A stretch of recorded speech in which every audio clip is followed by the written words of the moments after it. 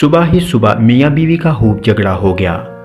बेगम साहिबा गज़बनाक होकर बोली, बस बहुत कर लिया बर्दाश्त, अब मैं मज़ीद 1 मिनट भी तुम्हारे साथ नहीं रह सकती। मियाँ जी भी तैश में थे। बोले, मैं भी तुम्हारी शक्ल देख देख कर तंग आ चुका हूँ। दफ्तर से वापस आऊँ तो मुझे नज़र ना आना घर में। उठाओ अपना टीन डब्बा और निकलो यहाँ से। मियाँ जी गुस्से में ही दफ्तर चले गए।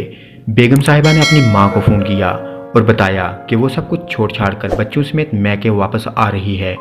अब मज़ीद नहीं रह सकती इस जहन्नम में। माँ ने कहा, बंदे की पुत्र बन के आराम से वहीं बैठ।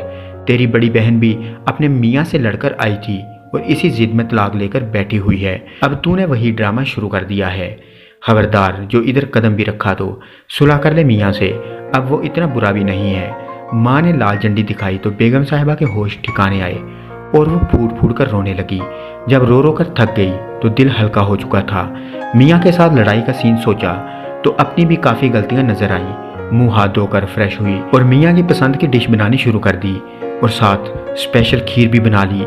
सोचा शाम को मियाँ जी से माफ़ी मांग लूँगी और अपना घर फिर भी अपना ही होता है। शाम को मियाँ जी घर आए तो बेगम ने इनका अच्छे तरीके से इस्तकबाल किया, जैसे सुबह कुछ भी ना हुआ हो। मियाँ जी को भी खुशगवार हैरत हुई।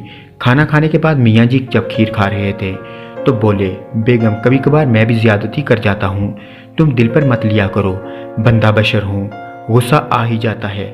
मियाँ जी बेगम के शुक्रगुजार हो रहे थे और बेगम साहिबा दिल ही दिल में अपनी माँ को दुआएं दे रही थी, वरना तो जज्बाती फैसले ने घर तबाह कर देना था। यहाँ पर सबक आमोज चीज़ ये है कि अगर वालिदैन अपनी शादीशुदा औलाद की हर जायज़ व नाजायज़ बात को सपोर्ट करना बंद कर दें तो 90% बिगड़ने वाले रिश्ते बच जाते हैं।